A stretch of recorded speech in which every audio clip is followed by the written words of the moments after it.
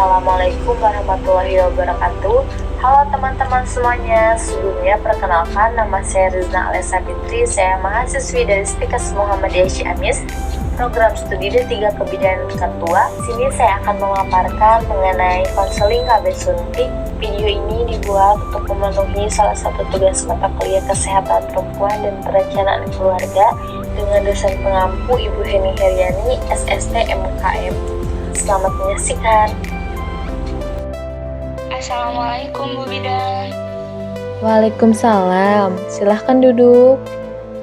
Baik Ibu, sebelumnya perkenalkan, nama saya Rizna Alessa Fitri. Saya bidan yang bertugas di ruangan ini. Ada yang bisa saya bantu Ibu? Jadi gini Bu Bidan, saya kesini mau pasang KB Bu Bidan, tapi saya baru saja melahirkan 2 bulan yang lalu. Tapi saya ingin menggunakan KB suntik 3 bulan Bu Bidan. Sebelumnya saya tanya dulu ya Ibu, namanya siapa? Kenalkan, dengan saya Ibu Mega. Baik Ibu Mega, terima kasih sebelumnya. Di sini saya akan menjelaskan tentang apa itu KB suntik ya Bu. Jadi Ibu bisa lihat di sini, KB suntik ini ialah KB suntik hormonal. Jadi dia ini yang disuntikan Ibu ya.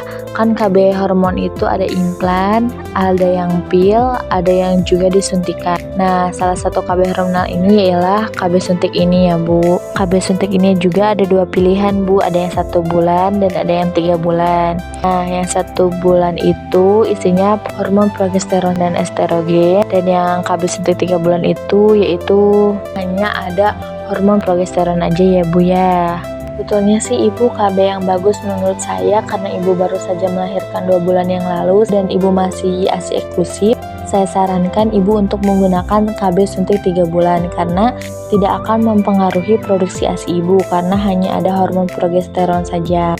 Cara kerja KB suntik yang pertama, menghentikan ovulasi atau proses pelepasan sel telur dari ovarium setiap bulannya. Kedua ialah mengentalkan lendir di leher rahim sehingga sperma terhalang dan sulit masuk ke rahim untuk membuahi sel telur. Yang ketiga ialah membuat lapisan rahim menjadi lebih tipis sehingga bila ada sel telur yang berhasil dibuahi, sel tersebut tidak akan berkembang karena kondisi rahim tidak mendukungnya. Kelebihan suntik KB 3 bulan diantaranya tidak berinteraksi dengan obat-obatan lain, relatif aman untuk ibu menyusui, tidak perlu repot mengingat atau mengonsumsi pil kontrasepsi setiap hari, tidak perlu menghitung masa subur jika hendak berhubungan seksual, jadi ibu kapan saja bebas melakukan hubungan seksual dengan suami ibu. Jika ingin berhenti, cukup hentikan pemakaiannya dan tidak perlu ke dokter. Selanjutnya yang terakhir ialah dapat mengurangi risiko munculnya kanker ovarium dan kanker rahim ya ibu. Oh, gitu ya Bu Bidan. Lalu efek sampingnya apa yang akan saya rasakan dari pemakaian KB suntik 3 bulan ini Bu Bidan?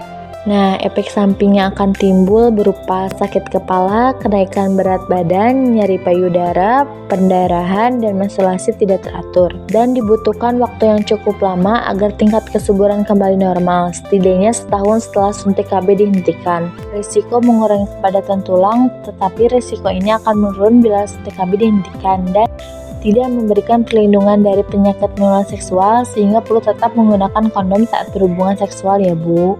Suntik KB 3 bulan ini tidak bisa digunakan oleh semua wanita, terutama bila merasa dirinya sedang hamil, menginginkan siklus menstruasi yang tetap teratur, atau memiliki kondisi seperti pembekuan darah, riwayat penyakit jantung, pendarahan di antara masa menstruasi atau setelah berhubungan seksual, diabetes, kanker payudara, atau berisiko tinggi penderita osteoporosis ya Bu. Di mana saya disuntiknya Bu Bidan? Kita lihat di sini, Ibu akan disuntikan di area bokong ya Ibu. Bagaimana Ibu setelah saya menjelaskan tentang alat kontrasepsi KB suntik 3 bulan? Iya Ibu, terima kasih atas penjelasannya. Saya sudah mantap untuk menggunakan KB suntik 3 bulan yang seperti Ibu jelaskan. Baik Ibu, setelah Ibu yakin dengan keputusan yang Ibu ambil, maka saya akan memberikan lembar rekam medik dan kartu peserta KB ya Bu. Terima kasih Bu Bidan.